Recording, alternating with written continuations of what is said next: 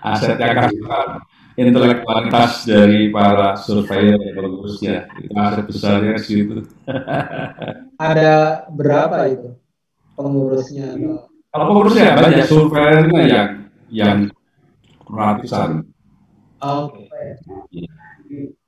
Dan praktis sekarang ini akreditasi itu lembaga akreditasi ya baru KAS ya yang sudah operasional ya. Ada yang sudah mendaftar ke situ.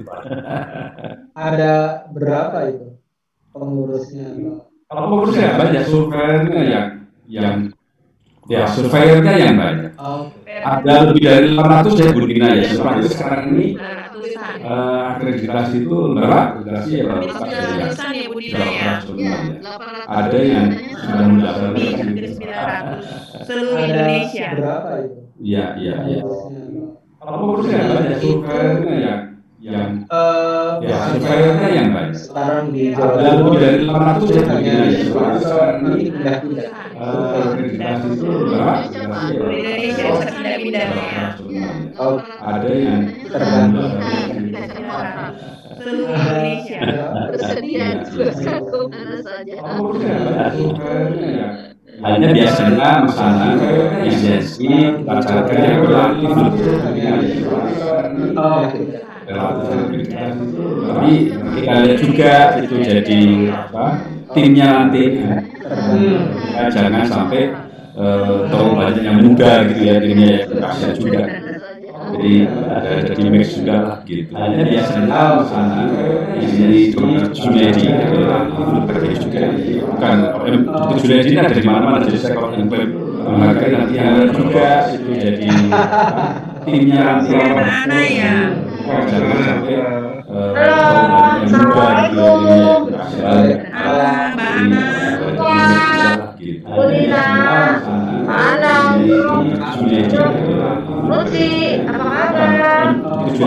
Mbak Ana kok kenal dengan Bu Nina? Memakai nanti yang juga kok kenal dengan Bu Nina?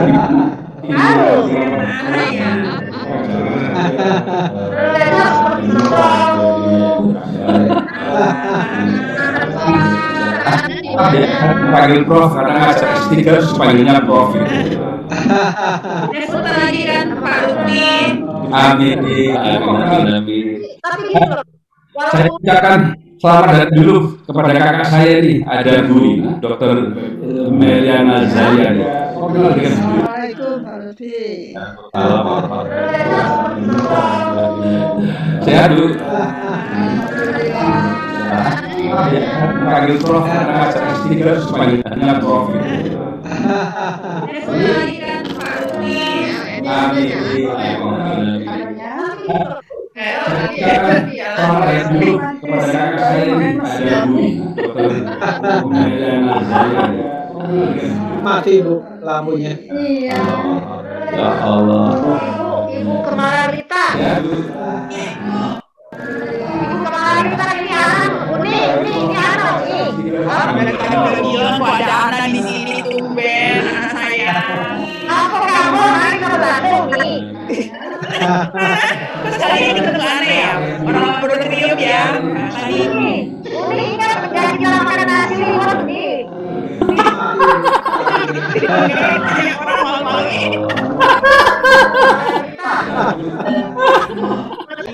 Kangen nih. Gara-gara si corona kita nggak bisa berjumpa. Iya Uni. Uni ya ampun. Udah si Koko lewat ya Uni. Tapi Rame deh kalau ketemu dia. emang gimana Mbak Ana? Uni ingat gak?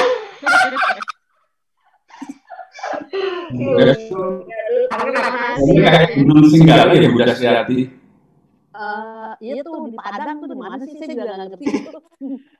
Udah pernah foto di Padang nggak tahu. Enggak kayaknya saya lihat itu bar deh itu apa namanya untuk wisata gitu. Lagi kumpulin Bu Rita, ntar kalau kita udah boleh jalan kita keliling lagi. Iya ya. Iya kumpulin dulu. Benar. Ini udah banyak yang harus dikumpulin ini. Iya. Pasti nggak dilewatin ya Payakumbuh ya. Oh, kayak kumbu deh. 9. Ya. Rumah Selain- itu Ibu. Selain dari Sumatera Barat, dari mana ini tadi? Banyak Pak. Indonesia. Ini dari Surabaya. Ya sih. Kemudian Zamroni, Zamroni mana ya Zamroni ya lupa saya. Zamroni ini ada dokter ini. Bapak, mohon izin Bapak Magelang. Magelang ya. Ya. Kalau saya dari Bugis, Pak. Oh, Sulawesi Selatan. Iya lagi. Kalau untuk jangan gitu ya. Jangan surveyor. Ada dokter Johan itu mana ya? Enggak muncul ya. Kita itu Bu Nina, dokter Johan kita ya dari Musin Palembang dulu. Direktur. Benar kan? Betul ya. Iya. Benar ya. Mantan Mana direktur. yang mau muncul ya? Iya. Habis itu di Siloam. Direktur Siloam. Ini ada Bismillah namanya itu siapa ya? Iya betul tuh Pak. Ikutin Pak Lutfi.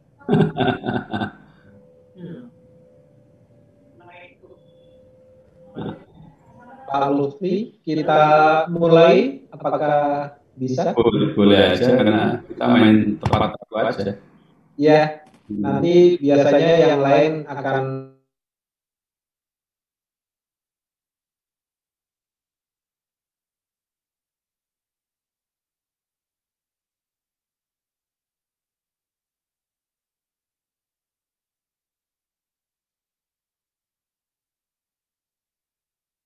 Siapa mungkin pada ingat nggak ini teman kita siapa ini?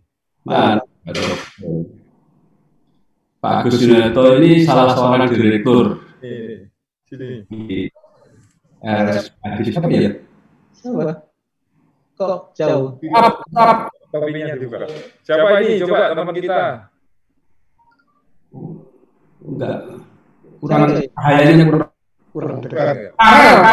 Karel. Bukan, Pak. Oh, sini Pak. Sini. Oh, Singgih. Mantap. Ya. Selamat Itu asal saya ini P1 dulu. Ini ada yang teman SMA, ada yang di KAS, ada yang KKI, ada yang di S3. Ya. Baik, kita mulai. Aku mohon di mute dulu. Kecuali yang mau bicara nanti Pak Lutfi. Assalamualaikum warahmatullahi wabarakatuh. Waalaikumsalam. Sejahtera bagi kita semua. Kepada para peserta yang telah hadir secara virtual pada acara Bidang Komunikasi sore hari ini 2020. Terima kasih juga saya ucapkan kepada pembicara kita Bapak Dr. Muhammad Hakim. Selamat sore Pak Lutfi. Sore Mas Anang, terima kasih. Ini yang kedua kali ya tampil di Iya. Terima kasih. Artinya masyarakat menjadi concern orang banyak betul gitu ya. Ya betul. Nah, tema kita kali ini masih berkaitan dengan COVID-19, yaitu tentang rumah sakit sebagai bagian dari penanganan pandemi COVID-19, yaitu rumah sakit saat pandemi untungkah? Pak Lutfi Hakim adalah anggota Dewan Pakar Persatuan Humas Rumah Sakit Indonesia dan juru bicara Komite Akreditasi Rumah Sakit. Saya sambil mematikan beberapa Komisi Mas Anang, bukan komite. Oh, komisi ya, juru bicara Komisi Akreditasi. Tentu beliau diundang karena mempunyai banyak informasi yang bisa dibagikan kepada kita pada acara hari ini. Beliau adalah doktor hukum yang kemudian fokuskan diri membantu sektor kedokteran, kurang lebih begitu ya Pak Lutfi. Ya. Nah, Pak Lutfi, beberapa waktu lalu itu di saat PSBB Jakarta yang kedua, dikatakan bahwa salah satu alasan diterapkannya PSBB kedua di Jakarta adalah karena kapasitas rumah sakit di Jakarta sudah cukup kritis. Namun, ya, informasi ini juga dibenarkan oleh Ketua Satgas Penanganan COVID, Bapak Doni Monardo. Tapi kemudian ada juga kabar yang lain menyatakan enggak kok, enggak kritis kok, masih banyak. Yang ingin saya tanyakan, Lutfi, sebetulnya situasinya seperti apa ya di rumah Jakarta dan juga di luar Jakarta secara umum? Baik, terima kasih. Assalamualaikum warahmatullahi wabarakatuh. Semua peserta dan terutama pada moderator dan sekaligus penyelenggara Bapak Analis Kaninus selaku ahli di bidang komunikasi. Saya mengucapkan terima kasih yang kedua kali dan memang rumah sakit masih sangat menjadi perhatian kita semua. Baik, terkait dengan kapasitas rumah sakit. Kalau ditanya kapasitas rumah sakit di rumah sakit swasta pada umumnya gitu ya. Kalau kita perhatikan itu kapasitas untuk COVID ini itu beragam, Mas. Ya, beragam. Beragamnya itu ya tergantung rumah sakitnya. Tergantung rumah sakitnya itu bukan hanya tergantung tipe apa, bukan, tapi tergantung betul-betul rumah sakit itu katakanlah misalnya dia punya berapa lantai. Karena ada gorden saniter antara yang COVID dengan yang non-COVID, artinya betul-betul harus dipisahkan gitu ya. Kalau sekarang istilahnya firewall gitu ya, betul nggak boleh berani gitu kan, itu nambah bunyi. Jadi kadang harus ada lift yang khusus untuk pasien COVID, harus ada blok atau lantai gitu loh. Nah, ini sangat tergantung bagaimana desain dari rumah sakitnya. Nanti pasti ditambah lagi SDM yang hadir itu yang dari praktek itu berapa, yang dari kegiatan itu berapa. Belum lagi kan terjadi resizing ya, belum lagi terjadi, artinya banyak sekali terjadi PHK terhadap tenaga kesehatan. Nah, sehingga harus variasi, ada yang cuma bisa ngasih 25 bed, 70 bed, dan seterusnya. Padahal bednya masih banyak yang kosong sebenarnya, tapi kamu bahkan lagi itu tidak mungkin. Gitu. Jadi situasinya seperti itu. Ada yang cuma bisa sumbangnya 50 bed. Nah, dari yang sekitar 30, 50, 60 pada ya bagus banget itu ya. Itu yang dinamakan full itu ketika hanya kosong itu 1-2. Kadang-kadang betul tidak ada. Beberapa hari ini saja dari beberapa rumah sakit yang kebetulan jadi dengan saya itu mengatakan ini ada 10 bed kosong yang COVID ya, 10 bed kosong dari 70, 3 kosong dari 20, ada begitu lah. Agak itu sudah agak lumayan ada terjadi relaksasi. Ya tidak terlalu tight banget. Kira-kira gambarannya seperti itu. Jadi kalau dibilang penuh, ya memang penuh. Kalau dikatakan penuh itu dibandingkan dengan jumlah bed ya nggak pas, karena nggak mungkin bed itu terisi semua. Gitu, pasti akan terjadi berantakan dalam manajemen kliniknya. Begitu Mas. Kalau saya kebetulan tidak tahu di rumah sakit dan kedokteran. Kalau di rumah sakit yang menjadi rumah sakit rujukan, apakah situasinya sama atau lebih beda? Kalau itu tentu jauh lebih bisa menampung banyak lagi gitu ya, jauh.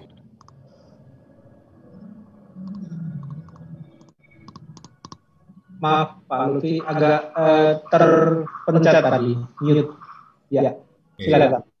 Jadi itu berbeda sekali desainnya. Kalau itu memang halnya kan didukung gitu ya. Kalau yang memang rumah sakit pemerintah yang ditujukan seperti rumah sakit katakanlah rumah sakit persahabatan misalnya begitu ya, memang didesain untuk bisa menerima pasien COVID sebanyak-banyaknya. Yang saya sebutkan tadi itu juga rumah sakit rujukan, tetapi rumah sakit rujukan yang swasta ya, bukan yang negeri ya, bukan yang plat merah. Karena SPP misalnya, bukan rumah sakit vertikal.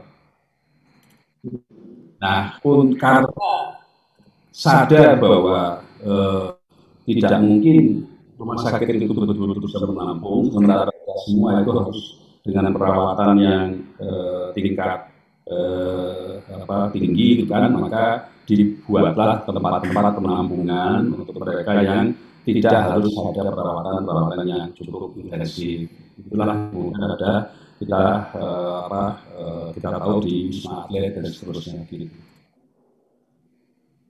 Baik, kalau begitu ada juga ya yang rumah sakit yang menampung COVID. Ada ya. Jadi rumah sakit itu pada dasarnya menampung. Ini kita kalau ngomong kalau rumah sakit pemerintah sudah lah, kan nggak salah ngomong lah. Itu kan bagaimana pemerintah saja. Oke. Kita ngomong yang swasta. Swasta itu 67% rumah sakit di Indonesia itu swasta. Jadi ya nggak main-main jumlahnya. Terus sumbangan rumah sakit swasta dalam hal BPJS itu 60% sendiri. Jumlahnya nggak main-main lah gitu ya. Oke, jadi kembali ada dan rumah sakit itu dijadikan sebagai rumah sakit yang menerima pasien COVID kalau ditetapkan sebagai rumah sakit rujukan. Kalau dia tidak ditetapkan sebagai rumah sakit rujukan, ya itu akan bermasalah nanti pada klaim kepada Kemenkes. Gitu. Nah, asal tahu saja Mas Anang, rumah sakit itu dijadikan rumah sakit rujukan itu bukan kemudian sorak-sorak bergembira. Oke. Seperti karena terus pasiennya akan berkurang. Baik, ini nanti ke pertanyaan berikutnya. Menarik. Nah, beberapa waktu lalu IDI mengirimkan surat yang membantah pernyataan bahwa rumah sakit adalah pihak yang mencari keuntungan dari kematian karena COVID. Salah satunya adalah memaksa pasien mengaku kena COVID-19. IDI mengatakan bahwa rumah sakit saat ini sedang mengalami masa yang berat dalam peperangan melawan COVID. Bagaimana sebetulnya situasi di lapangan, Pak Lutfi? Silakan, Pak. Jadi yang pertama ini kan masalah penegakan hukum gitu ya. Kalau itu memang ada yang mengatakan bahwa pasiennya tidak COVID terus di COVID kan itu kan masalah hukum. Berarti kan ada pemalsuan informasi gitu. Sebenarnya sederhana sekali kalau dilihat dari sederhananya. Misalnya rumah sakit A gitu kan, dia dituduh telah meng-COVID-kan pasien. Itu sederhana sekali ketika dilakukan penyidikan selesai. Ini ada komunikasi yang gagal di sini. Ada komunikasi yang gagal. Sangat sederhana, tapi kemudian diucapkan oleh pejabat yang begitu memiliki level tinggi gitu ya. Kemudian kesannya menjadi ya banyak yang seperti itu. Ini persoalannya. Saya katakan bagaimana ya logikanya itu juga susah masuk masalah. Ya begini, kalau dia pasien rawat inap, ya sebelum dirawat inap itu kan prosesnya dari sejak masuk IGD ada triase, kemudian setelah itu ada anamnesis, setelah itu ada diagnosis, kemudian dan semua itu ditulis dalam rekam medis mantan. Oke, kalau kemudian di ujungnya kok tahu-tahu tidak dinyatakan sebagai suspek, probable, apalagi terkonfirmasi, di ujungnya kalau jadi diterapkan protokol COVID ketika meninggal, itu kan nggak masuk akal. Pasti langsung juga karena dia itu kan ketahuan aja. Kemudian nanti kalau mengklaim kepada Kemenkes ini pasien COVID kan harus diverifikasi BPJS. Lalu kan ketahuan juga gitu loh. Dipakaikan pemulasaran jenazah secara COVID, wong ini tidak ada dalam rangka medis suspek enggak gitu. Dari segitu aja udah nggak masuk akal gitu ya. Terus sekarang dia masuk sebentar, kemudian dia meninggal gitu kan, karena 2 jam meninggal gitu kan. Ini kasus yang berbeda gitu kan, sempat rawat meninggal gitu kan. Ini juga begitu, ketika datang akan dianamnesis ini gejalanya apa saja gitu kan. Nah, nanti kita akan lihat apakah dia masuk kategori yang suspek. Suspek itu ada 3 pelaksanaan. Pertama, ada lewat perjalanan ke luar negeri. Ya, begitulah luar negerinya gitu ya. Yang kedua, dalam 14 hari dia ada kontak dekat dengan pasien terkonfirmasi.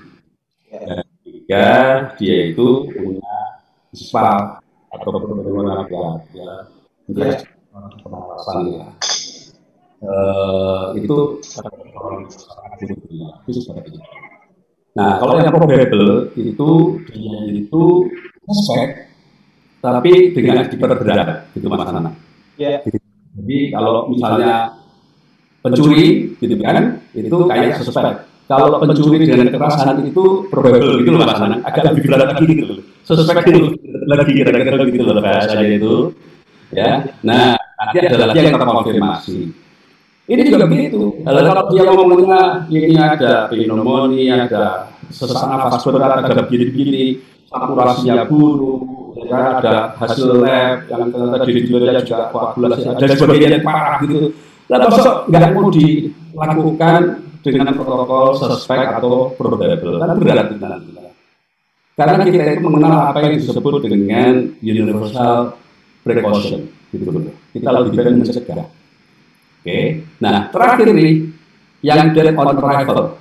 Jadi tadi itu rawat inap, sekarang rawat sebentar harus meninggal, gitu kan? Rawat inap meninggal, rawat sebentar meninggal. Sekarang dead on arrival, jadi belum sampai rumah sakit sudah meninggal duluan, masuk rumah sakit sudah tidak dirawat itu. Kan juga tanyakan dulu sakitnya apa pada keluarganya dan sebagainya. Gitu loh. Jangan ngomong kok swab loh, kalau swab kita menunggu swab sudah harus kuburkan gitu. Itulah makanya kita gunakan ada suspek, ada probable, terus kemudian ada yang terkonfirmasi. Kalau sudah meninggal, kalau nggak penting-penting amat ya nggak perlu sampai di swab. Gitu loh. Tinggal aja lakukan protokol COVID-nya. Karena apa? Tadi itu kita berisi pada universal precaution, pencegahan gitu. Nah, nanti lain lagi urusannya. Kalau kemudian ada persoalan pada pemulasaran jenazah, ada persoalan pada perawatan jenazah. Ya, itu lain lagi kasusnya. Tapi kalau ngomong ini tadi, kenapa kok dilakukan protokol COVID? Ya alasannya cuma begitu. Jadi boleh jadi dia datang, terus merasa tidak pernah dari riwayat kontak dekat, tidak pernah merasa pergi kemana-mana, gitu kan. Tetapi kalau dia punya gejala klinis seperti yang suspek atau yang probable tadi itu, walaupun tidak disebut terus meninggal gitu ya, yang protokolnya tetap protokol COVID peraturannya begitu itu. Kalau mau nyalahkan ya jangan nyalahkan rumah sakit gitu loh. Kalau mau nyalahkan peraturannya akan kita evaluasi. Tapi kalau saya ditanya peraturannya salah atau benar dalam hal ini, peraturannya benar, walaupun saya banyak mengkritisi peraturan dari Kemenkes, yang ini saya tidak kritisi. Lalu memang COVID itu berdiri, Mas. Memang menakutkan benar gitu loh. Ya. Sudah kekurangan SDM banyak di rumah sakit. Kalau kita kemudian disuruh melakukan perawatan atau pemulasarannya tidak dengan protokol COVID gitu ya kan? Karena belum ada hasil, belum terkonfirmasi, kan repot. Mau berapa lagi yang gugur gitu loh. Ya. Gitu ya. Ya. Nah, kalau rumah sakit merawat tadi nginap atau sebentar atau sudah meninggal, itu sebetulnya secara finansial hitung-hitungannya seperti apa sih, Pak? Bagus. Ya, bagus. Semua itu ada hitung-hitungannya, dari administrasi ada hitungannya, berapa SDM yang ikut terlibat ada hitungannya, berapa obat yang terpakai ada hitungannya, dan semua ada hitungannya. Ada hitung-hitungannya. Lah kalau cuma urusannya itu di ujung, meninggalnya kok di COVID kan, itu kan berarti yang ngomong di ujung. Dan itu kan hanya urusan mobil jenazah, pemberian disinfektan, seberapa Mas. Terus ingat ya, ketika kita itu mengklaim bahwa ini pasien COVID, terus kita mengklaim kepada Kemenkes untuk diganti gitu kan begitu, terus dikasih oleh BPJS, itu jangan dibayangkan kemudian dibayarkan seminggu, sebulan gitu Mas, delaynya bisa 2 bulan, bisa 3 bulan. Terus sekarang ini ketua umum ASI, Asosiasi Rumah Sakit Seluruh Indonesia, Rumah Sakit Swasta Seluruh Indonesia ya, itu 37% dispute. Nah, dispute itu kan ketika bayar atau enggak. Jadi dalam ya. Itu loh, kalau dalam artian fair ya. Gitu. Terus ingat dulu ya, pasien COVID itu tidak semuanya minta dijaminkan oleh pemerintah dan juga yang OOP. Ya, atau paket ya, bayar diri. Ya. Nah, kalau begitu, kira-kira apa yang menjadikan pemerintah galau? Jadi mengeluarkan statement tersebut. Jadi yang saya tahu itu kan kejadian itu ada anggota DPRD di suatu daerah gitu kan, dia merasa kecewa keluarganya itu memang cuma pembunuh biasa, sakit paru biasa, udah lama lah gitu ya, udah kronis gitu ya, terus datang ke rumah sakit, terus meninggal kok, terus di COVID-kan itu istilahnya itu, maksudnya ini nggak di COVID-kan ya, kok tidak terkonfirmasi dia COVID, cuman dilakukan protokol COVID. Yang masyarakat sering tidak paham, protokol COVID itu dianggap terkonfirmasi kena COVID. Ini padahal ada yang agak ringan namanya suspek, agak berat namanya probable gitu dulu. Ya, jadi ada lagi nanti kontak dekat gitu ya. Jadi ini nggak seperti itu cara memahami yang dimaksud dalam protokol COVID itu. Lah terus nggak rela gitu. Nah terus nggak rela, terus marah-marah gitu kan. Terus kemudian karena yang namanya protokol COVID itu ada bisa klaim ke pemerintah, terus seolah-olah cari uang dari klaim. Sebetulnya ya tinggal itu keluarga itu dilakukan pemeriksaan gitu kan di rumah sakit mana. Nanti kan tinggal diperiksa pada tanggal sekian siapa saja SDM yang menanganinya, DPJP-nya siapa, perawatnya siapa, medisnya bagaimana. Itu barang tapi apa yang terjadi sekarang ini Mas Anang, asal tahu aja setelah ada statement dari tingkat tinggi seperti itu, dibentuklah satuan khusus dari Barreskrim untuk melakukan penyelidikan.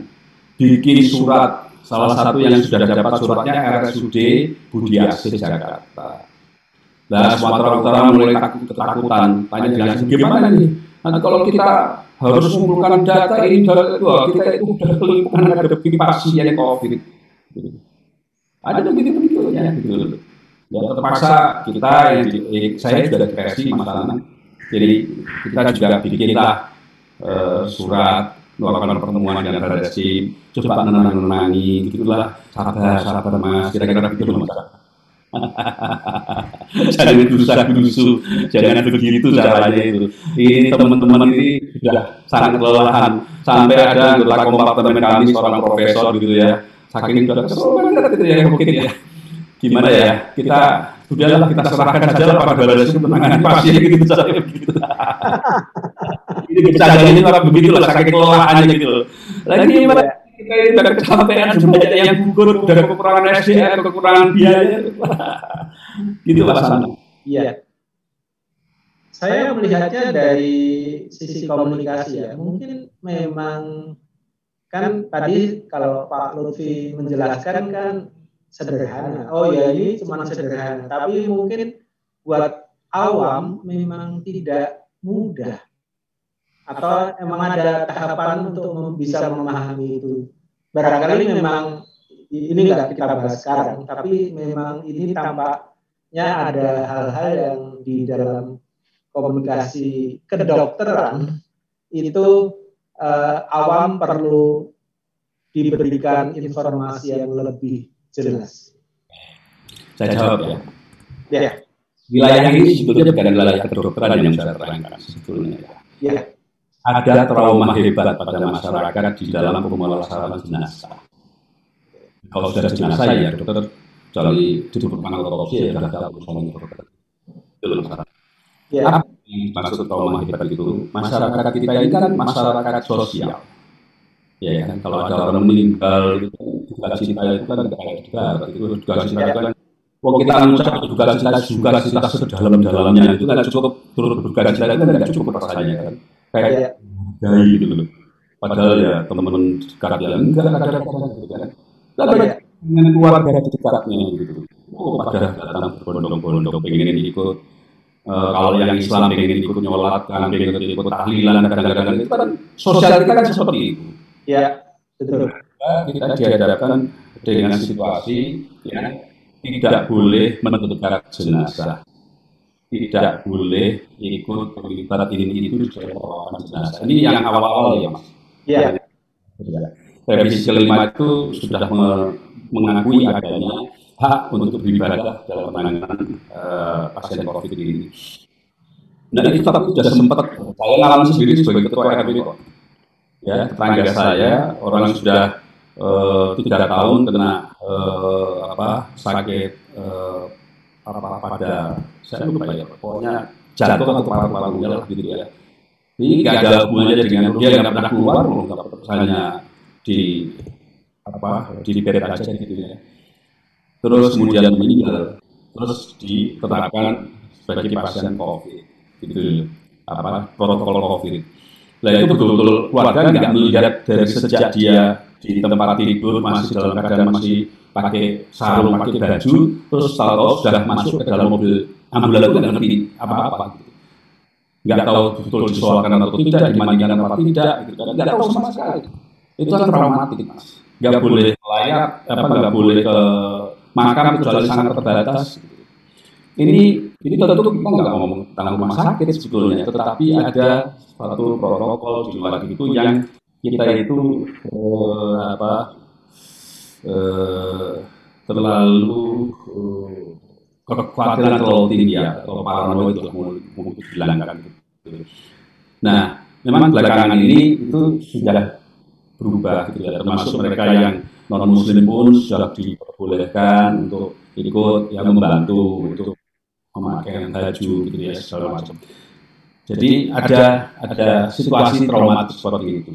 Sehingga ketika disebut nanti pakai pelayanan COVID gitu ya, pakai protokol COVID itu sudah mencekam dahulu, Ini pokok persoalan utama ya, pokok persoalan utama. Terus ya kalau udah sentimen tinggi gitu kan bahasa-bahasa yang lain bisa mengikutkan bahasa-bahasa negatif kan bisa mengikutkan karena dasarnya sudah sentimen tinggi gitu. Ya, makanya kita tahu banyak terjadi keributan gitu ya, pasien di Surabaya, pasien diambil dan sebagainya itu karena situasi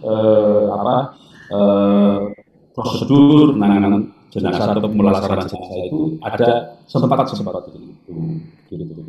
Nah saya waktu kapan itu sempat tampil bersama dengan orang dari Kemkes, saya sampaikan cobalah sedikit dilunakkan. Kita ini kan masyarakat sosial, nggak mungkin social distancing, physical distancing oke. Social distancing nggak bisa untuk berdarah daging kalau bagi kita. Caranya bagaimana? Caranya kasih mereka APD. Kasih dong mereka itu. Bikin kita 5 atau 10 lah nggak ikut dari awal sampai akhir. Gitu. Hal-hal yang harus dilakukan seperti disemprot dan sebagainya, oke dilakukan. Tapi hal-hal yang sifatnya ritual agama ya jalan juga. Dan mereka yakin bahwa itu sudah dijalankan. Kalau soal jangan nggak usah dibawa ke masjid, nggak usah disemayamkan lama-lama, oke lah itu pasti bisa gitu.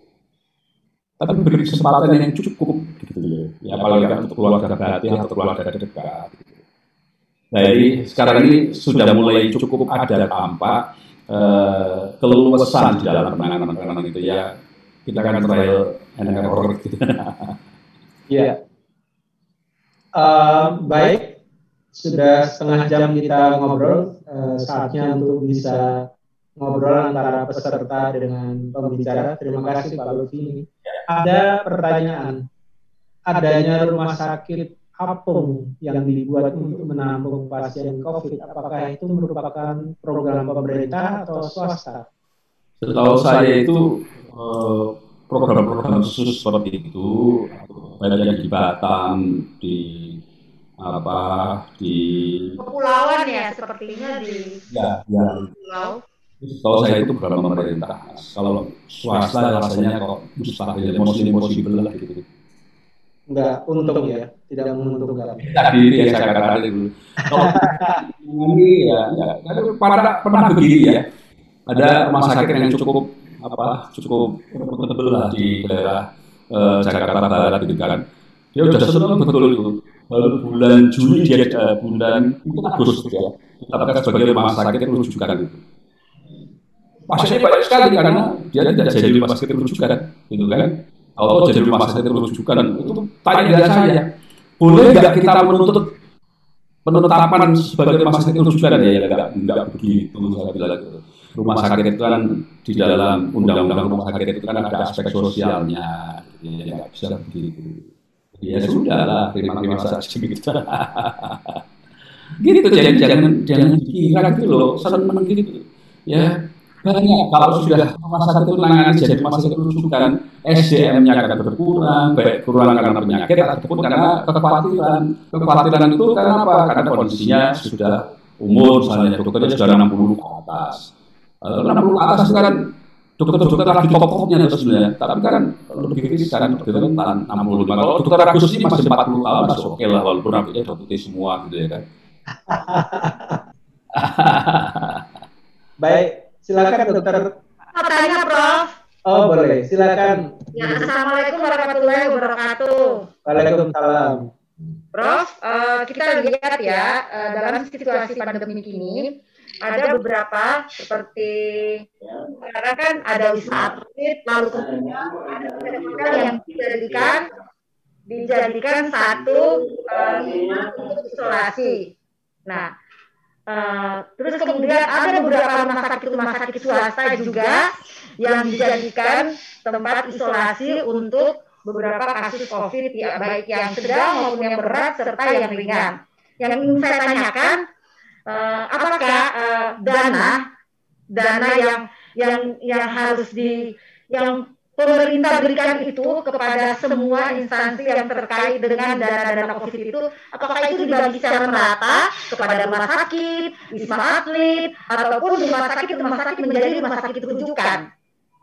Karena kalau misalnya itu terjadi, bisa jadi yang seperti tadi dalam tanda kutip Prof bilang, banyak rumah sakit yang bilang pasiennya meninggal selalu dikaitkan dengan COVID, sehingga dalam tanda kutip rumah sakit itu dituduh bahwa dia memberitahu bahwa memang pasien itu COVID atau beban COVID. Jadi kesan di masyarakat rumah sakit tersebut itu dikatakan mengambil keuntungan dari apa yang terjadi di dalam musim pandemi ini. Tolong dijawab ya Prof. Baik, saya jawab. Langsung jawab aja ya Mas Anang ya. Ya, silakan. Jadi yang namanya penanganan itu diganti oleh pemerintah.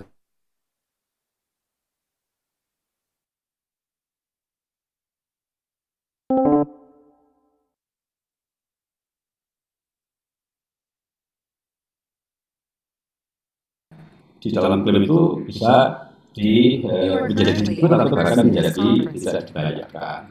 Jadi nggak kemudian dibagi rata. Kalau nggak melakukan apa-apa ya nggak dapat apa-apa, gitu ya. Jadi nggak seperti itu modelnya. Baik. Maksud saya gini Prof, benar, itu setelah kejadian ada pasien baru diklaim gitu loh, maksud saya setelah ada kan. Jadi dalam artian setelah ada pasien kan ibaratnya kalau nggak HCO-nya kan yang diklaim oleh instansi tersebut, baik wisma atlet atau hotel ataupun rumah sakit yang menjadi rujukan COVID, itu kan sesuai dengan apa namanya, dengan kapasitasnya. Apakah harus ada misalnya uang muka atau PO untuk beberapa instansi yang terkait yang ditunjuk menjadi salah satu rujukan dari COVID? Karena kan mau nggak mau dengan kondisi ini pasti rumah sakit juga kehilangan beberapa pasien ataupun kehilangan pasien yang biasanya banyak 100 jadi 20, kan mungkin kekurangan dana.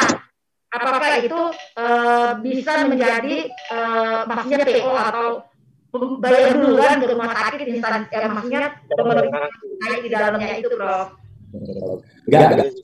Jadi harus ada tindakan, terus harus ada klaim, harus ada verifikasi, urutannya begitu. Jadi tanpa ada tindakan, tanpa ada perawatan pasien COVID terus di DP atau enggak begitu. Baik, Dr. Agus, silakan. Ya, terima kasih Mas Anang, Mas Lutfi atas waktunya. Saya sedikit memberikan penekanan. Sebenarnya tadi yang disampaikan Pak Lutfi sudah sangat bagus, sudah sangat panjang lebar. Namun sedikit saya memberi ilustrasi dulu ya, kenapa penyakit COVID ini sangat membahayakan atau harus kita waspadai benar. Jadi yang pertama yang kita ketahui bahwa penyakit ini adalah penyakit yang baru. Ya, penyakit yang baru, penyakit infeksi yang belum sepenuhnya kita ketahui, baik itu cara diagnosenya, cara penularannya, cara pengobatannya, dan seterusnya.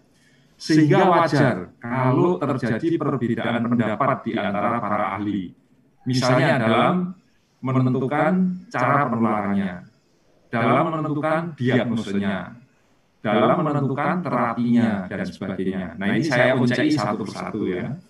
Sebagai contoh dari cara penularannya. Jadi penyakit COVID ini penyakit infeksi yang bisa menular secara langsung. Kalau selama ini kita mengenal penyakit infeksi memakai host, memakai perantara. Sebagai contoh diare, sebagai contoh malaria, demam berdarah. Itu dia bisa berpindah dari satu orang ke orang lain karena pakai media, pakai host, pakai binatang perantara misalnya. Atau dulu yang sangat kita takuti, SARS, MERS-CoV itu juga sama. Dia pakai binatang perantara, burung, ya. Kalau malaria pakai nyamuk, demam berdarah pakai nyamuk, dan seterusnya. Sehingga dalam hal pemberantasannya kita lebih mudah. Binatang perantaranya kita musnahkan, maka penyakit ini tidak bisa berpindah dari satu orang ke orang lain. Nah, ini berbeda hanya dengan COVID. Kalau COVID ini human to human, bisa berpindah, bisa menular dari satu pasien ke pasien yang lain. Jadi persis sama seperti misalnya kalau dulu kecil kita sering sakit mata namanya belekan. Nah, itu human to human, ya. Kita ucek-ucek mata, kita salaman, teman kita yang sakit belekan, nanti kita tidak cuci tangan, kita ucek-ucek, langsung kena. Atau flu misalnya, flu itu juga sama, human to human. Ada orang yang flu, kita satu kantor, batuk, muncrat, keluar partikelnya, keluar virusnya, kita yang menghirup bisa ketularan. Nah, ini COVID ini sama seperti itu, penularannya human to human. Nah, cara penularannya pada saat-saat ini ditengarai lewat airborne atau lewat droplet, kemungkinan lewat udara itu. Tetapi bisa juga langsung, misalnya kita habis menguap atau habis batuk, kita tutupi tangan kita tidak cuci, kita salaman. Nanti orang lain salaman dengan kita, dia usap-usap mulutnya, nah itu bisa ketularan, itu human to human.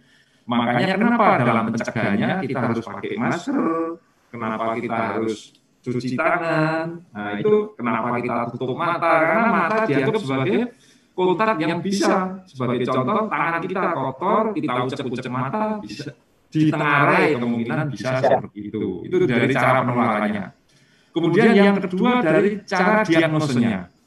Dari cara diagnosenya itu belum ada yang 100% bisa mendiagnosa COVID. Ya, belum ada yang 100%. dulu kita menggunakan rapid. Rapid itu hanya untuk screening awal, apakah ini reaktif atau non reaktif. Tetapi untuk diagnosa pastinya saat ini yang disepakati para ahli adalah dengan PCR, dengan swab diperiksa antibodinya. Nah, ditengarai kalau swabnya itu positif, itu sensitivitas dan spesifitasnya adalah 70%. Jadi tetap ada yang belum bisa terdiagnosa. Ya, tetap belum ada yang terdiagnosa, itu bisa terjadi seperti itu. Makanya tadi disampaikan Dr. Lutfi, ada istilah suspek, ada istilah probable. Nah, ini yang bikin istilah itu juga bukan kita, bukan Kementerian Kesehatan atau orang Indonesia, bukan. Itu kita mengadop dari WHO. Dulunya kita terjemahkan, ada istilah OTG. Tapi timbul masalah penafsiran. Akhirnya kita kembalikan ke aslinya lagi. Nah, jadi apa itu sebenarnya yang disebut sebagai suspek? Nah, ini saya luruskan tadi yang disampaikan Dr. Lutfi. Yang dimaksud suspek itu adalah orang yang sehat atau orang yang bergejala ringan, misalnya flu, batuk, pilek, tetapi dalam riwayatnya 14 hari sebelumnya itu dia ada riwayat perjalanan. Nah, kalau tadi Dr. Lutfi mengatakan dari luar negeri, itu maksudnya karena waktu itu Cina dianggap sebagai daerah endemis terjadinya COVID. Tapi sekarang sudah spreading ke seluruh dunia, sudah terjadi pandemi. Jakarta pun sudah menjadi endemik. Jadi artinya tidak harus dari luar negeri, tapi bisa saja orang dari daerah, misalnya orang dari yang belum pernah ditemukan COVID, katakanlah di daerah Pandeglang belum ada, atau di Baduy belum ada. Kemudian dia baru perjalanan ke Jakarta. Di Jakarta misalnya 5 hari pulang ke sana, dia batuk pilek ringan-ringan saja, itu bisa dikatakan sebagai suspek, ya, atau orang yang kontak erat, ya, orang yang tadi bisa tanpa gejala, bisa gejala yang ringan, tapi kontak erat dengan pasien yang confirm. Nah, yang dimaksud kontak erat apa?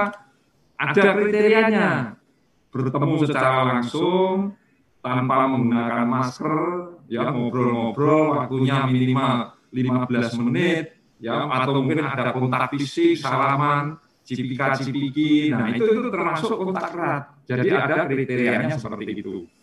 Nah, kemudian yang dimaksud probable apa? Yang dimaksud probable adalah orang yang secara klinis sakit, ya, demam, batuk, pilek, bahkan lebih berat lagi nyesek, sesek, ya, sesak dan sebagainya. Tetapi sama seperti tadi yang suspek tadi, dia belum bisa dibuktikan dengan PCR, dia itu positif atau negatif. Ya, nah, belum bisa dibuktikannya itu ada dua hal. Mungkin dia belum diperiksa, atau yang kedua mungkin dia sudah diperiksa tapi belum ada hasil, atau mungkin dia sudah diperiksa ada hasil tapi negatif. Ya, jadi dia klinis COVID ini. Orangnya demam, pernah kontak erat, batuk pilek, nyesek, apalagi punya komorbid dan sebagainya. Tetapi dia di PCR negatif, tidak bisa dibuktikan kalau dia itu COVID, karena selama ini kan yang dianggap COVID adalah kalau PCR-nya positif. Nah, makanya ada pemeriksaan tambahan di CT scan. Kalau atau bisa juga di foto X-ray. Kalau di X-ray itu gambaran pneumonia, atau kalau di CT scan di parunya ada gambaran GGO, ya, gambaran ground glass opacity, itu dianggap sebagai COVID. Makanya tadi disebut suspek. Nah, ini yang jadi masalah tadi, seperti yang Dr. Lutfi, Dr. Lutfi sampaikan, ini akan jadi masalah apabila orang tersebut belum bisa dibuktikan dengan PCR dia positif, dalam perawatan dia sudah dianggap COVID, kemudian misalnya meninggal. Nah, tata laksananya harus tata laksana COVID, karena dia suspek. Nah, ini kita pernah kena batunya ini pernah kena batunya di RSPAD ya. Jadi orang dengan suspek kita laksana sebagai COVID, kemudian kita rawat sebagai COVID, dalam perjalanannya pasien ini meninggal. Nah, hasil pemeriksaan PCR belum selesai karena waktu itu PCR pusatkan di Litbangkes, jadi bisa beberapa hari, 3 hari, 4 hari, bahkan seminggu baru ada hasil. Nah, dalam perawatan pasien ini meninggal. Karena meninggal, dia suspek klinis penyakit COVID. Di CT scan ada DGO, tetapi PCR-nya belum ada. Nah, meninggal. Padahal beliau punya punya jatah untuk pemakaman di Taman Makam Pahlawan. Nah, karena belum ada hasil PCR ya nggak bisa, harus mengikuti protokol dari pemerintah. Yang bikin protokol itu bukan kita rumah sakit, bukan kita Kementerian Kesehatan, bukan, tapi itu adalah pemerintah. Ada protokol pasien dengan penyakit infeksi yang membahayakan seperti ini, itu ada undang-undangnya. Jadi itu protokolnya bukan ngarang-ngarang kita. Jadi harus di pemakaman khusus itu adalah ada undang-undangnya. Nah, yang jadi masalah pasien ini sudah terlanjur dimakamkan di pemakaman biasa. Selang beberapa hari PCR-nya keluar hasilnya negatif. Dia nuntut supaya dibongkar makamnya, dimakamkan di Makam Pahlawan. Nah, tapi ternyata undang-undang menyampaikan bahwa tidak ada undang-undang untuk memindahkan jenazah itu ke Makam Pahlawan. Yang ada adalah kerangka. Jadi nanti nunggu 3 tahun kalau sudah jadi kerangka baru boleh dipindahkan. Ini kita menyiasati, memang undang-undangnya seperti itu. Tidak ada undang-undang yang mengatur pemindahan jenazah, yang ada adalah pemindahan kerangka yang ada. Nah, ini akhirnya ya aman sampai sekarang bisa di kerangka itu 3 tahun ya. Ya, ini kira-kira seperti itu. Dan jadi tadi kenapa dalam tata laksana segala tidak boleh melibatkan yang keluarganya dan sebagainya, itu karena tadi kita belum tahu cara penularannya. Diduga material dari jenazah itu bisa menularkan. Sebagai contoh, air liurnya kita bersihkan, atau darahnya atau muntahnya. Takutnya nanti kalau kita tidak bersih, orang yang membersihkan itu bukan yang kompeten di bidangnya. Kalau di rumah sakit kan yang terlatih. Nah, ini makanya kenapa ada tata laksana seperti itu. Jadi memang sekali lagi penyakit yang baru, penyakit infeksi yang sangat mudah spreading, sangat mudah menyebar, sehingga kita pakai prinsip kehati-hatian. Kan tadi seperti disampaikan Dr. Lutfi, ini ya sangat ganas, sangat membahayakan. Apalagi kalau orang itu dengan risiko yang tinggi, ini angka kematiannya memang tinggi kalau yang dengan risiko tinggi. Nah, ini yang salah satu kenapa kita pakai prinsip kehati-hatian seperti itu. Ini saya rasa itu mudah-mudahan bisa memberikan tambahan tadi apa yang disampaikan Pak Lutfi tadi tentang apa itu namanya suspek, probable, dan confirm. Nah, kalau confirm itu orang sudah benar-benar terkonfirmasi klinisnya COVID, diperiksa PCR memang positif, itu confirm. Udah, hakul yakin atau ainul yakin kalau itu. Terima kasih. Terima kasih, Dr. Agus. Pak Lutfi, ada pertanyaan ini dari ininya bisa di slide-nya bisa dihilangin. Bentar. Sebelum ke itu, mana baik. Kalau saya ini kan orang hukum, jadi kalau ngomong itu dasarnya ada aturannya gitu. Silakan. Baru dua A dan B. Suspek itu ada 3 gitu loh. Satu itu perjalanan, ya itu memang di wilayah Indonesia itu sudah ada transmisi lokal, ya sekarang ini sudah semuanya ada transmisi lokal, itu boleh dibilang. Terus yang C tadi yang nggak disebut oleh Dr. Agus, tidak hanya A dan B, tapi ada C itu. Apa itu ada di sini. Jadi begitu. Ya. Jadi ini yang suspek ini yang repot kita ini. Padahal yang suspek itu, yang C ini terutama, karena kalau ada agak lebih susah nih ya. Kalau ini mengobjektifikasinya lebih gampang dari penjelasan gitu ya. Pernah itu kan gampang. Yang ini kan suka menimbulkan pro kontra itu di sini. Nah, ya, Dok, jadi lebih lengkap Yang saya baca dokter pada yang disampaikan tadi. Baik, Pak Lutfi, ada pertanyaan.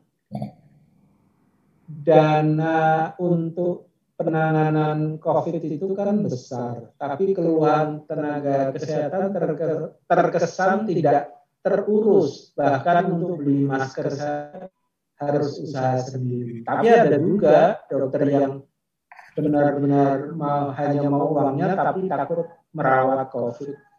Bagaimana evaluasinya? Ya, jadi awalnya dana untuk penanganan pandemi COVID ini kan 405 T, 400 T lah. Kemudian jadi 677 sampai hampir 700 T. Nah, ya dari angka itu yang digunakan untuk di bidang kesehatan itu nggak banyak, hanya sekitar nggak sampai 90 T lah, mungkin 87 T gitu. Oke. Kemudian terakhir dari 87 T itu atau kemudian ada informasi lagi 72 T saja ya, gitu-gitulah ya. Itu konon yang terserap baru berapa T gitu ya, nggak sampai 5 T. Kan situasinya waktu itu kan yang kita dapat seperti itu. Nah, jadi untuk APD saja misalnya, untuk rumah sakit swasta ya nggak dapat kecuali dari masyarakat. Gitu. Jadi kita ini ada situasi yang memang agak gagap gitu ya menangani ini ya dari Kemenkes. Saya minta maaf saja menyebutkan begitu. Situasi agak gagap gitu ya. Mestinya harus lebih serius gitu ya dalam mengalokasikan dana untuk katakanlah secepat-cepatnya gitu ya beli PCR misalnya, nambah PCR, nambah ini. Karena PCR itu saja masih saja kita ini belum bisa mengcover dengan mendekati ideal ini. Belum juga bisa mendekati dengan ideal untuk PCR. Kecuali kalau di DKI ya. Sehingga yang mestinya PCR itu kalau yang molekuler itu bisa 2-3 jam, kalau yang non molekuler itu mungkin sekitar 8 jam sampai 12 jam. Ini kita masih delaynya 3 hari ada sampai di beberapa tempat masih 7 hari. Kan repot kalau gini. Repot sekali kita itu ya, makanya kasusnya ya berat gitu, tambah terus gitu loh. Soalnya segitu masalah. Nah, tadi menyebut PCR karena kurang atau karena tadi yang Pak Lutfi kata-kata tadi lambat tadi. Mestinya ya tidak kita sebut kurang ya. Kalau kurang itu kan kalau sudah habis-habisan kita gunakan dana anggaran itu gitu ya. Ini kan enggak gitu. Ini kan masih berarti manajerial saja. Manajerial. Jadi kurang cepat pembeliannya. Cepat. Serapan dana itu anggaran kurang cepat. Baik. Ada pertanyaan dari peserta, silakan. Silakan Pak. Ada yang bertanya?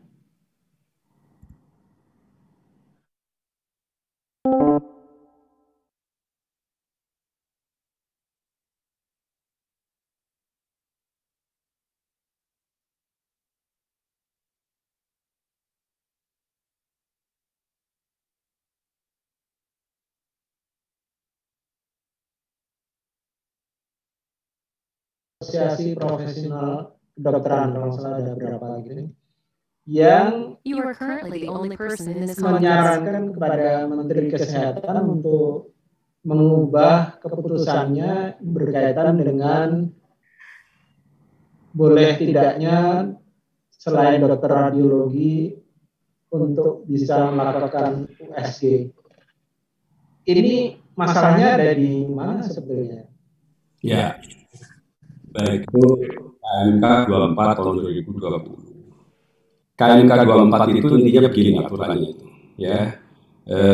Ada peralatan radiologi yang didefinisikan, ya, segala alat radiasi pengion dan non pengion. Ya, kalau sudah dijabarkan di dalam Permenkes itu dari sejak USG, CT scan, MRI, macam-macam lah gitu ya, cath lab dan sebagainya banyak sekali gitu ya. Itu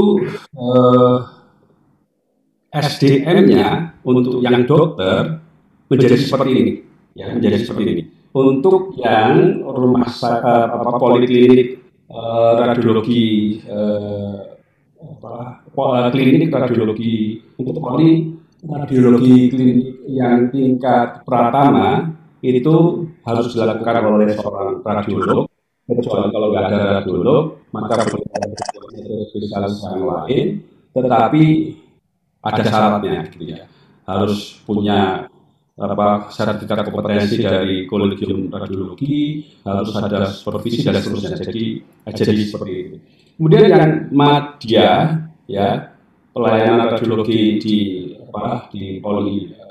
klinik madya maupun di utama atau di paripurna itu hanya memberikan kewenangan kepada radiolog. Nah, ini kan tentu menjadi persoalan gitu. Ada bisa bayangkan aja kalau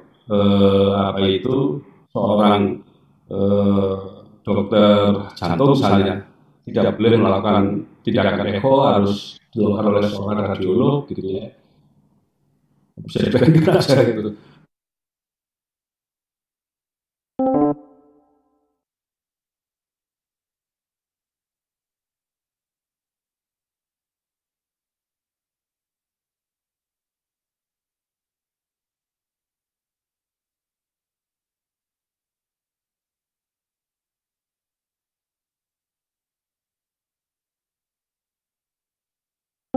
Kita nggak ada larangan untuk spesialis yang lain, nggak melarang spesialis yang lain. Ini bahasa-bahasa kalau dari hukum itu ya, divisi logika.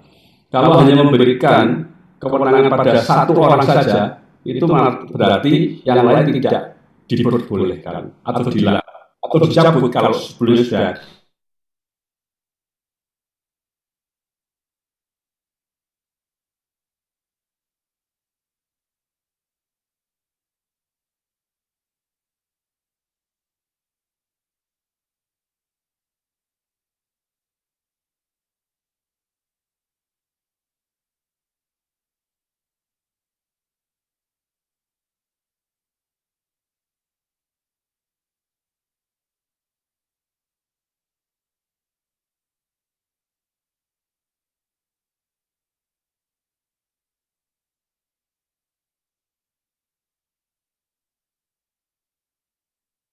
Potensi, punya kualifikasi jadi dokter apa, nanti prakteknya gitu ya masalahnya ya.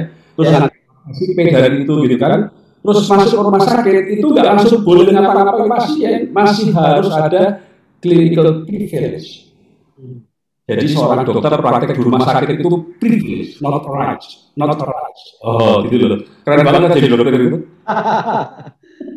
Setelah punya clinical privilege ya, itu nanti ada sedikit pengujian dari teman-temannya sesama peer groupnya itu, nanti dia dapat yang namanya clinical appointment gitu loh ya. Jadi rumit gitu, lalu ini kok harus jadi seolah-olah diambil alih semuanya oleh satu Permenkes ini gitu loh. Tapi ketika bisa enggak kok boleh, kok tetap boleh lah. Gimana kalau boleh, kenapa cuma satu yang disebut gitu loh, sebut semuanya atau tidak disebut semua sekali, kan gitu mestinya loh.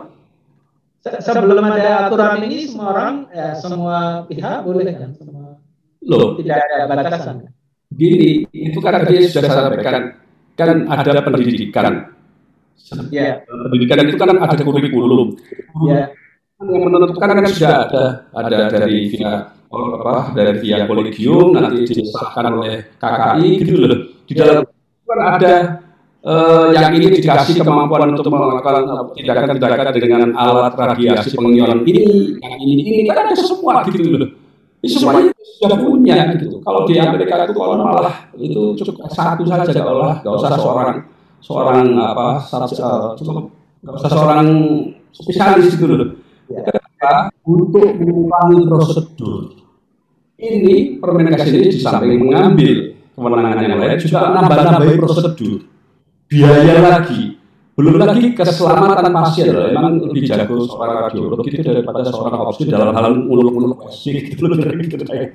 Dan kecepatan ya, serta distribusi ahli-ahli radiologi. Nah, terus menjadi persoalan lebih lanjut karena yang membuat peraturan seorang radiolog lah. Ini kan jadi, Anda tahu perlawanan itu luar biasa. Saya itu jarang-jarang ya melihat sebuahnya itu kompak gitu ya, jarang-jarang ada terjadi seperti itu. Berapa, ada 10 atau 11? Ada dari 72-an kalau saya ada 50 yang tertang. Terus kemarin dari PDG juga ngeluarin, ya PDG mengeluarkan 10 volunteer semuanya itu. Seingat saya 10 ya, bukan 9 dan 10 semuanya itu. Betul-betul. Nah, kemudian PDGI, dua orang ini PDGI, ya ketua umum PDGI, Dr. Seno dan Dr. Dayan gitu ya, Dr. Dayan yang dari Makassar itu tanda tangan dua juga gitu loh, atas nama PDGI dan PDGI. Ya. Baik, nanti kita lanjutkan. Ini ada pertanyaan. Kesulitan dan keterlambatan hasil PCR sepertinya menjadi kendala baik untuk kecepatan untuk memutus kecepatan rantai penularan, penanganan maupun pengelolaan jenazah. Apakah kira-kira Persi bisa mengusulkan pemerintah untuk memfasilitasi percepatan pemeriksaan PCR? Sudah mungkin dari bulan-bulan awal ya, bulan Mei kalau enggak itu ya, April atau Mei sudah kita ngomong tentang penambahan PCR. Ya, memang kita ini karena kalah gerak cepat. Jadi negara lain kan juga mengalami situasi yang sama. Mereka kan juga rebutan beli dari negara-negara produsen. Itu ada yang dari Jerman, ada yang dari Cina, ada yang dari Hong Kong gitu loh, rebutan. Ya. Nah, kita kan orangnya gitu, palem gitu. Baik. Ada pertanyaan lain dari peserta? Silakan. Masih ada waktu.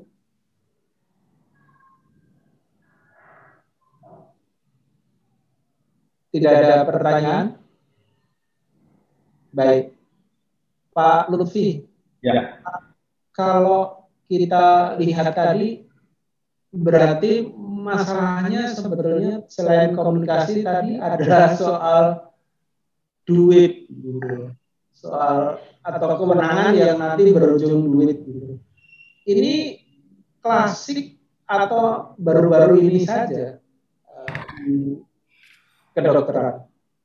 Baik, jadi agak sedikit pertanyaan lebih apa-apa. Jadi begini Mas Anang, di dalam dunia kedokteran itu ada sharing kompetensi, ya. Jadi dua orang atau lebih kan spesialis itu punya kewenangan pada bidang tertentu yang sama. Saya kasih gambarannya begini, gambarannya yang pernah saya hadapi, ya, yang pernah saya hadapi. Ada seorang pasien polisi malam-malam jam 11 datang ke rumah sakit karena habis tabrakan.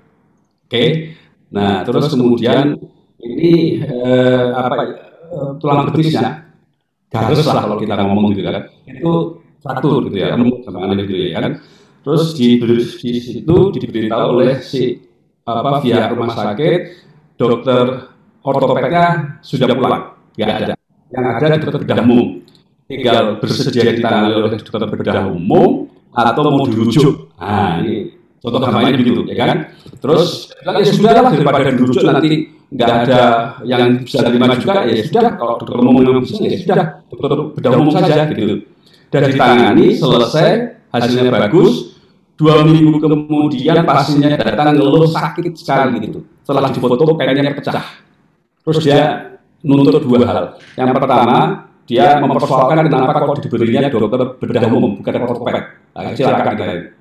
Yang kedua, mengapa kok dia menuduh tata laksana operasinya itu salah gitu, ya, caranya operasi salah gitulah. Oke. Nah, yang pertama saya tanyakan pada si dokter bedah umum ini kan teman-teman medik saya kumpulkan semua.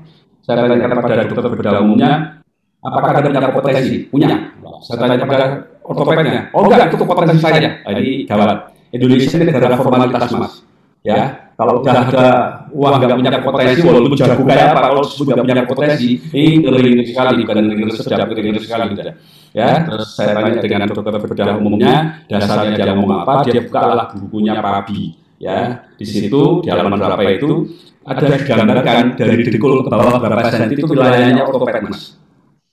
Dari mata kaki ke atas sedikit wilayahnya ortoped. Ini bul, gitu. Bisa ortoped, bisa dokter bedah umum. Nah, terus saya tanya dengan dokter bedah ortoped, apakah yang di buku ini dengan yang lihat itu ada di slide itu identik nggak lokasinya? Dia perhatikan, gitu kan? Oh iya, identik. Anda bisa terima bahwa dia juga memiliki kompetensi sekarang? Iya. Nah, gitu loh, Mas. Ya, jadi ini banyak sekali, Mas. Ini banyak sekali. Ya, bahkan SPPD itu paling banyak kehilangan wilayah gitu. Dulu yang namanya paru jalan itu ya SPPD. Karena pas seperti itu, Mas, karena dunia kedokteran itu mengalami apa yang di dalam dunia hukum, yaitu atomisasi, Mas. Yang itu tidak dialami oleh orang hukum, orang ekonomi tidak dialami, Mas. Atomisasi, proses kecil mengecil, ya. Gampangnya begini. Dulu dokter bedahnya dokter bedah saja. Setelah itu ada bedah ini, bedah itu. Saya kasih contoh yang lebih gampang. Dulu yang namanya dokter bedah ortoped itu adalah subspesialis. Spesialisnya adalah bedah, gitu kan. Setelah itu bedah ortoped menjadi spesialis, bukan subspesialis. Sekarang dokter bedah spesialis dokter bedah ortoped, terus subspesialisnya hand, foot, gitu loh, Mas. Nah, itu subspesialis. Di Jepang sekarang ini yang kita masih subspesialis menjadi spesialis, ya, bedah ortoped, hand, foot atau backbone gitu ya, itu sudah bukan lagi subspesialis, di sana jadi spesialis saja, gitu loh. Semakin mungkin akan ada dokter mata sebelah kanan, dokter mata sebelah kiri, gigi atas sama gigi bawah. Baik, dokter Pak Lutfi ada pertanyaan.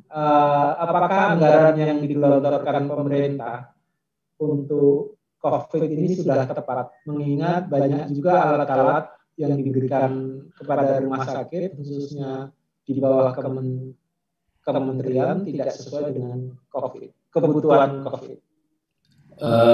Saya tidak berani menjawab bagian ini, ya.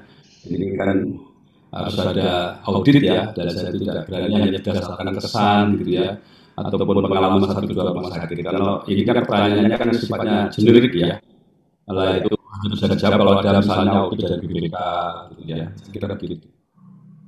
Baik. Peserta silakan kalau ada pertanyaan. Mas Eko ada Puji ini dari Malang nih, Mas, dokter nih. Oh, silakan Pak Eko. Sudah ditungguin Pak Lutfi dari tadi. Silakan Pak Eko. Kalau ada pertanyaan. Baik, terima kasih Pak Lutfi. Selamat sore.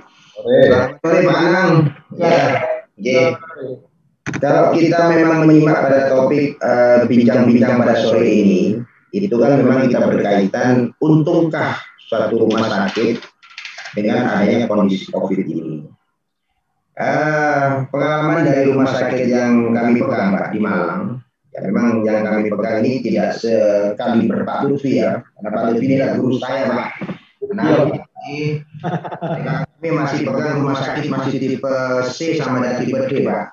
Nah, jadi kebetulan memang kita kalau melihat dari adanya kondisi saat ini memang sangat berpengaruh sekali, terutama terhadap pasien-pasien yang akan berobat atau datang ke rumah sakit tersebut. Salah satu faktor, mungkin satu penyebab itu adalah karena pasien ini mempunyai rasa fobia, ketakutan yang luar biasa, ya kan? Sebenarnya dia ini sakit, ingin berobat, tapi karena ada satu rasa ketakutan yang ya saya katakan luar biasa, sehingga dia ini nggak berani. Nah, sampai kami melakukan satu terobosan, Pak. Kami melakukan terobosan di salah satu rumah sakit yang kami pegang itu. Kami membuat suatu ruangan, jadi kayak ruangan tersendiri ya. Jadi kayak di IGD, Pak. Di IGD saya tidak mencampur antara pasien umum dengan pasien yang gejala COVID gitu ya. Jadi gitu. Nah, itu sampai owner kami membuat itu. Tapi dengan terobosan itu, bahkan kami melakukan satu terobosan, kami membuat satu namanya dokter melayani, Pak. Dokter melayani dalam arti begini, kami sampai mendatangi kepada si pasien di mana, dengan kami kerjasama dengan pihak kepala desa, dengan kecamatan, gitu. Sampai mendatangi. Itu pun juga masih masih ada ketakutan, Pak. Nah, mungkin kami butuh suatu strategi pengamanan, strategi bagaimana sih kalau menurut pandangan sang guru saya ini, Pak. Sang guru saya ini kebetulan pimpinan saya di HRS, Pak. Karena saya satu strategi bagaimana menghadapi kondisi ini, terutama bagi rumah sakit. Mungkin kalau rumah sakit pemerintah, ya mungkin enjoy aja, Pak. Nah, ini persoalannya kan terhadap rumah sakit swasta yang benar-benar dananya ini adalah karena pada waktu itu si owner itu menyampaikan begitu, bagaimana Pak kondisi strateginya. Nah, ini saya tadi agak sependapat dengan Pak sang guru saya itu. Mungkin kami akan membuat surat, Pak. Kami ingin mengadakan, mungkin kami bisa nanti minta bantuan Bapak Lutfi. Nah, kira-kira bagaimana Pak mengatasi hal itu? Karena ini saya berdiri pada posisi rumah sakit. Terima kasih Pak Anang, Pak Dr. Terima kasih. Baik ya. Pak Lutfi. Terima kasih Pak. Nah, yang pertama tadi itu untuk bantuan dari pemerintah ini yang memang mesti untuk yang rumah sakit rujukan, bantuannya memang sesuai dengan unit cost gitu ya. Tetapi pada umumnya rumah sakit swasta gitu ya, mestinya memang ada bantuan juga gitu. Mengapa demikian? Alasan saya pertama, yang namanya pelayanan kesehatan itu secara konstitusional merupakan kewajiban negara, bukan rakyat. Ya. Kedua, rumah sakit swasta itu kan didirikan oleh rakyat gitu. Jadi mestinya dia sudah mengambil alih sebagian beban konstitusional negara itu, ya dibantu juga dong gitu. Daripada pemerintah harus membangun sekian gedung, sekian alat kesehatan miliaran seterusnya gitu ya. Ini mestinya dibantu gitu. Nah, ini kan yang nggak terjadi gitu loh. Mas Anang bisa bayangkan, itu yang papan reklame yang di atas gedungnya sendiri itu dicas, Mas. Papan reklame itu, Mas. Coba bayangkan aja. Kalau nggak pengen dicas, ukurannya ya sekitar 1 meter kali 2 meter, kalau salah baru nggak dicas. Anda bayangkan kalau lantai 5, terus ukuran papan reklamnya 1 kali 2 meter itu pakai apa gitu? Kan harus pakai kacamata tebal atau pakai keker untuk bacanya. Itu sangat tidak itu ya, tidak imbang dengan kewajiban konstitusional tadi itu. Terus yang ketiga, pemerintah itu juga mesti mengukur seberapa kemampuan daya daya survival rumah sakit di Indonesia ini kalau ini terus berjalan, itu mesti dipertimbangkan.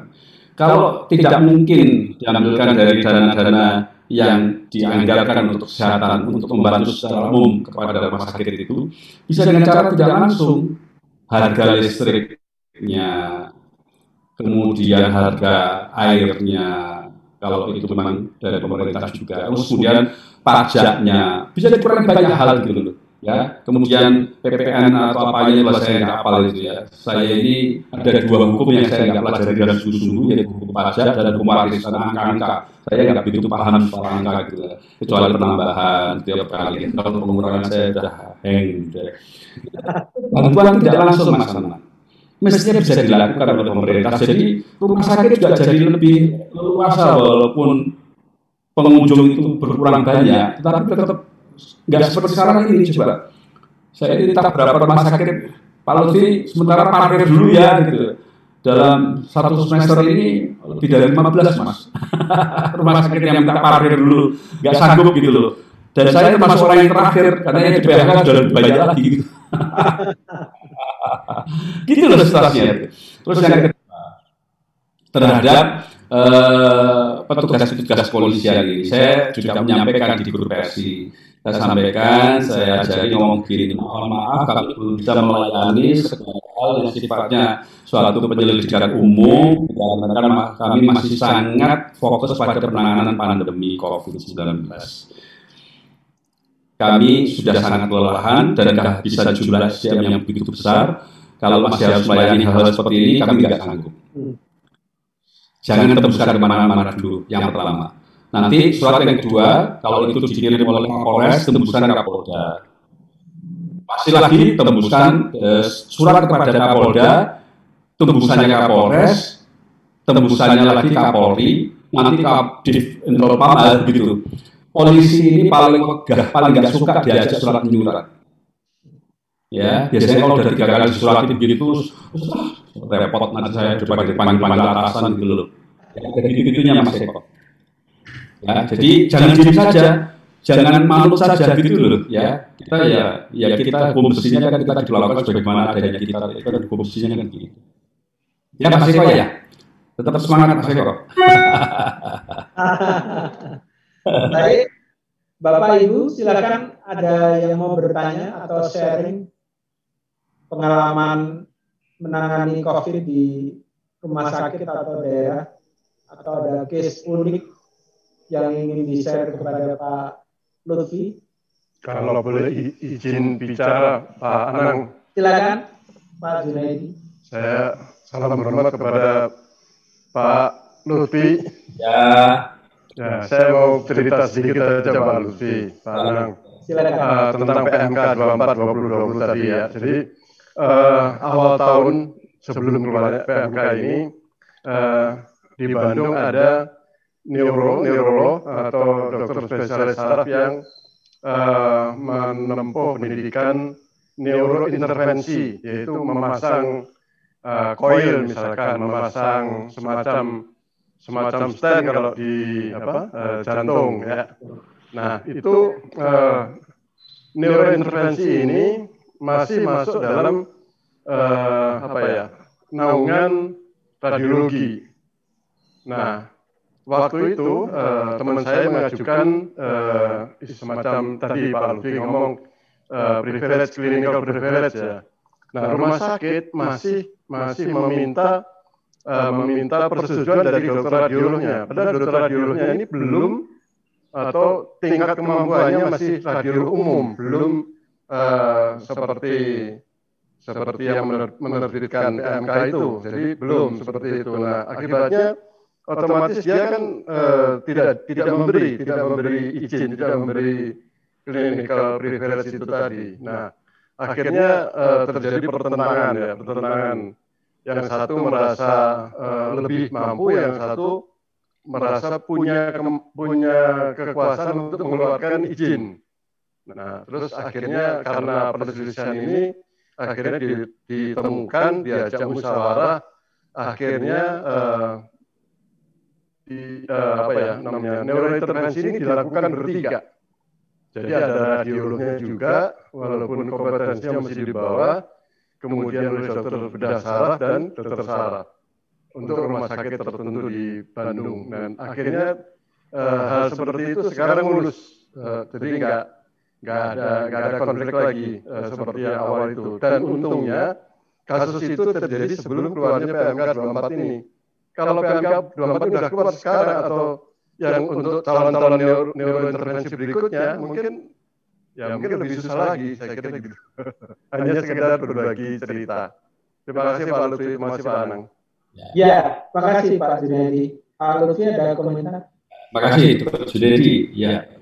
Ya itu yang begini-begini kan banyak ya, bukan hanya pada spesialis radiolog saja, yang lain juga terjadi seperti itu. Sehingga yang menjadi akhirnya ujungnya yang menjadi korban tidak tetap pasien, karena dengan apa yang disampaikan Dr. Junaidi tadi itu kan terus jadi menambah prosedur, menambah jumlah SDM yang menangani, tentu kos juga gitu kan jadinya, itu seperti itu loh. Ya, nah ini memang sekali lagi saya sampaikan, kompetensi itu memang harus dipahami betul-betul gitu. Kalau tidak dihargai, sementara dunia semakin menurut gitu ya, semakin mengecil gitu kan. Sekarang ini coba bayangkan, perawat saja itu sudah S1, S2, S3 itu sudah banyak gitu loh. Ya, jadi perawat itu kemampuannya kadang-kadang ya kalau dari keterampilan ya bisa diuji dari yang belum cukup terampil dari kalangan tenaga medis gitu. Walaupun kompetensi ada daripada tenaga medis. Ada gitu-gitunya memang situasi kita ini. Perlu kelapangan dada. Tapi Mas Anang, saya ingin mengatakan problem di bidang aturan di dunia kedokteran itu problemnya tidak hanya di tingkat hilir, sudah ada sejak dari hulunya Mas Anang ya. Saya kasih contoh kecil saja, ada yang namanya sarjana kedokteran atau SKED gitu kan, kayak sarjana ekonomi, sarjana hukum gitu loh Mas ya. Orang jadi dokter itu sudah lebih dari sekedar sarjana kedokteran Mas. Betul. Anda sebagai SE itu sudah bisa melamar pekerjaan Mas. Tapi ada sebagai SKED di Sopo, Mas. Ya. Undang-undang Dikdok yang masih ada sekarang ini, SKED itu bagian dari tujuan pendidikan kedokteran. Kasihan banget ini. Ya. Anak yang sekarang lagi koas gitu, jadi bisa merasakan sendiri. Kalau dia memang niatnya nggak pengen terusin jadi dokter, hanya pengen sarjana kedokteran supaya kerja jadi apa? Manajemen rumah sakit yang bisa, manajemen rumah sakit itu minimal dokter. Ada gitu-gitu ya. Jadi ini satu contoh kecil ya, satu contoh kecil gitu ya. Nah, terus undang-undang Dikdok itu steril betul dari KKI. Heran betul saya. Heran betul kan undang-undang Dikdok ini kan baru ya 2013 kalau salah, undang-undang praktek kedokteran kan 2004 gitu ya. Nggak ada sama sekali seperti itu. Belum padahal nanti untuk keluar itu KKI. Ya bagaimana? Undang-undang Dikdoknya ya calon revisinya itu RU-nya itu revisinya itu justru bukannya sekali memberikan kewenangan pada KKI. Sisi lain KKI-nya sudah berubah total sekarang ini ya. Sudah berubah total, itu nanti bisa jadi diskusi baru lagi ya kita media. Pak Lutfi ada pertanyaan ini mungkin terakhir. Di mana masalahnya ya di komunikasi terutama kenapa pesan-pesan untuk menjaga kesehatan dalam mencegah penularan itu dari Satgas penanganan COVID kok nggak nyampe ya? Kurang direspon secara positif oleh masyarakat, masih ngeyel gitu kira-kira. Trust Mas Anang. Problem komunikasi itu trust Mas Anang. Ya, kita ini kalau saya boleh katakan hidup dalam the lowest society. Kenyataannya seperti itulah. Mohon maaf saja sampai ada istilah kalau kita mau lapor polisi kehilangan kambing, jangan malah kehilangan sapi. Yeah. Kalau mau mengajukan gugatan ke pengadilan itu pikir dulu. Nanti kira-kira hakim yang jujur apa enggak. Kita lapor ke anggota dewan kan kita juga. Kita mendengar kata-kata tokoh-tokoh partai politik kayak benar politik dan seterusnya. Kita ini gampangnya dalam kehidupan sehari-hari ya kita janjian ketemuan gitu kan. Iya. Itu kan saya ingat saya SLK ini jadi contoh Mas Anang. Ada dua yang saya jajak ketemu Bapak ini menjadi pengalaman batin untuk kita semua ya. Yang pertama saya janjian dengan seorang sekretaris 3 Dubes Belanda. Janjiannya itu ketemu 2 minggu yang akan datang di restoran Columbus di Grand Melia gitu ya. Ini zaman dulu COVID gitu kan. Ya sudah, janjian begitu aja. Terus 2 minggu kemudian kita akan ketemu jam 1 kurang 10 atau kurang 5 gitu ya. Ketemu biasa aja. Wah hebat ya, hebat ya, nggak ada janjian apa lagi, nggak yang heboh gitu. Biasa-biasa aja gitu. Gitu. Tapi kalau dengan teman-teman kita sendiri gitu ya, itu kemudian 2 jam sebelumnya saja bisa berubah gitu. Satu contoh saja aja seperti itu ya. Nah ini kita itu sampai seperti itulah. Nah di Malaysia sebelum ada masukan gugatan online gitu ya, saya kasih contoh yang kebalikannya. Itu orang mengajukan gugatan itu surat gugatannya diserahkan kepada tergugat oleh si penggugat, bukan oleh bukan oleh pihak pengadilan gitu ya. Nah, teman saya itu bantu orang istri yang di Indonesia, suaminya di Malaysia, maksud gugatan ke sana gitu kan, bantu untuk gugatan lah gitu ya. Kemudian oleh si petugas dari pengadilan itu ya silakan berikan kepada pihak penggugat, tinggal aja sana gitu kan. Oh saya kok yang menyerahkan, iya bukan pengadilan. Lah rilas panggilannya, bukti penerimaannya bagaimana? Apa itu? Ya dijelaskan gitu. Ini loh yang tanda terima itu loh, tanda terima rilas panggilan. Oh di sini nggak ada begitu. Lah terus diserahkan begitu aja? Iya. Lah kalau nanti dia nggak aku terima bagaimana? Di sini nggak ada, nggak aku terima kalau memang sudah terima. Nah, coba, di Indonesia sudah terima, tanda tangan sendiri aja bisa ngaku itu bukan tanda tangan saya gitu loh. Ya kita itu tanpa kita sadari, karena nggak ada bandingan lebih bagusnya gitu ya. Kita hidup di dalam situasi yang sangat rendah tingkat kepercayaan masyarakat. Ditambah dengan kata-kata rumah sakit bla bla bla bla ya tambah gak karuan. Tetapi dalam situasi di mana tingkat kepercayaan kita itu paling rendah seperti ini, tingkat kepercayaan kepada dunia medis harus yang paling tinggi. Pada dokter, pada perawat, pada rumah sakit lah, harus yang tetap paling tinggi. Mereka harus menampilkan dirinya menjadi orang yang harus bisa paling dipercaya. Mengapa? Karena dunia medis itu berhubungan dengan keberadaan yang paling mahal bagi manusia, yaitu badan dan nyawa. Yang mana dengan itu dia rela jual apa saja, jual rumah, jual mobil, jual apa saja gitu loh. Terima kasih. Baik, Pak Lutfi, tampaknya sudah waktu hampir habis. Mungkin ada closing statement atau apapun dari Pak Lutfi. Baik, terima kasih banyak atas perhatian seluruhnya saja. Saya kira ini jumlahnya 50% lebih banyak daripada yang dulu pernah pertama kali saya ikuti ya di sini. Iya. Diskusi yang terbatas ini, masalah ini memang sengaja nggak buka sampai lebih dari 50, biasanya 15 sudah. Iya. Ini memang diharapkan terbatas dan ada data tadi. Iya, silakan. Ya, ada. Oleh karena itu saya ucapkan terima kasih yang sebesar-besarnya atas kehadirannya semuanya, begitu kan. Dan moga-moga yang sedikit ini bisa memberikan pencerahan pada kita semua, terutama bagaimana rumitnya sebuah organisasi rumah sakit, terutama dalam hal berkomunikasi.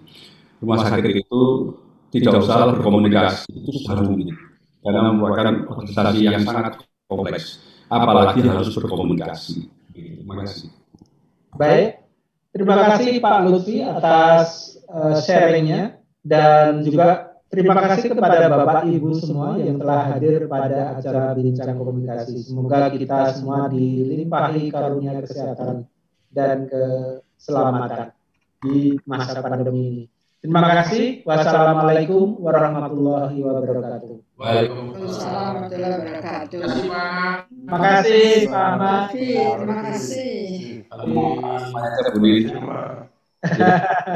Biasa ya, semuanya aja lah ya, banyak sekali.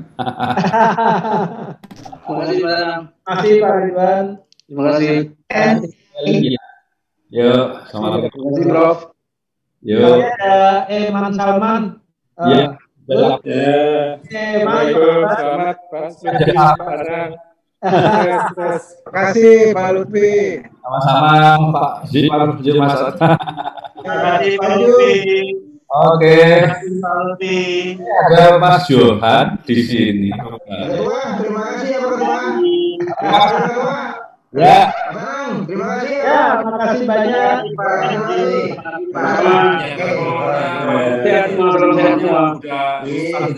Salam sejahtera. Assalamualaikum. Waalaikumsalam. Mas, apa kabar Man? Di mana ya? Alhamdulillah. Sehat ya, sukses ya Pak Anang, Pak Lutfi. Sehat. Alhamdulillah. Sehat. Ada Pak Lutfi soalnya. Mantap. Ada juga nih. Kenapa? Ada Dokter Sinta Soraya yang temannya Dokter Agus ini. Oh, oke. Iya Pak. Iya, baru nyuara. Tadi nggak berani nyuara. Izin Dokter Agus. Takut sama gurunya, besok nggak lulus sama Pak Lutfi dia. Siap. Pembinanya bukan gurunya. Di RSPAD. Ya. Siap. Jawabannya itu kas gitu, siap-siap gitu loh. Kalau dengan Dokter Agus jawabannya nggak begitu siap gitu loh, panjang.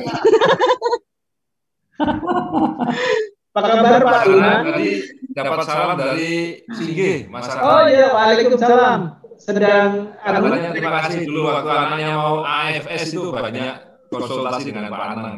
Oke. Iya, alhamdulillah. Akhirnya berangkat ya anaknya ya. Berangkat. Iya. Oke, dulu ya Mas Anang semuanya saja ya. Terima kasih banyak. Terima kasih semuanya. Semua. Terima kasih. Mari, masih Iman, Pak Duna. Sukses ya. Pamit ya. Terima kasih Pak Anang. Terima kasih. Pamit. Terima kasih Bu Nina. Terima kasih Pak RW. Pak RW. Pak RW-nya sudah pulang ini tadi. Anang. Ya, makasih Bu Ana. Makasih semuanya teman-teman. Makasih. Terima kasih semuanya. Semoga sehat selalu. Amin. Semoga sehat. Amin. Sampai ketemu lagi ya Mas Anang.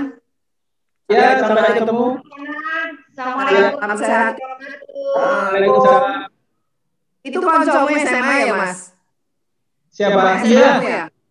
Iya. Si Pak Dato. Pak Dato teman SMA. Teman SMA sekarang. Tetanggaku dan RW-ku. Waduh. Dan aku wakilnya. Oh gitu. Sekarang ini. Enggak, yang periode kemarin. Oh, sekarang kemarin. ya masih ini. Istrinya bolak-balik dari depan rumah sih deket banget. Ya wes, salam ya. Terima kasih. Terima kasih.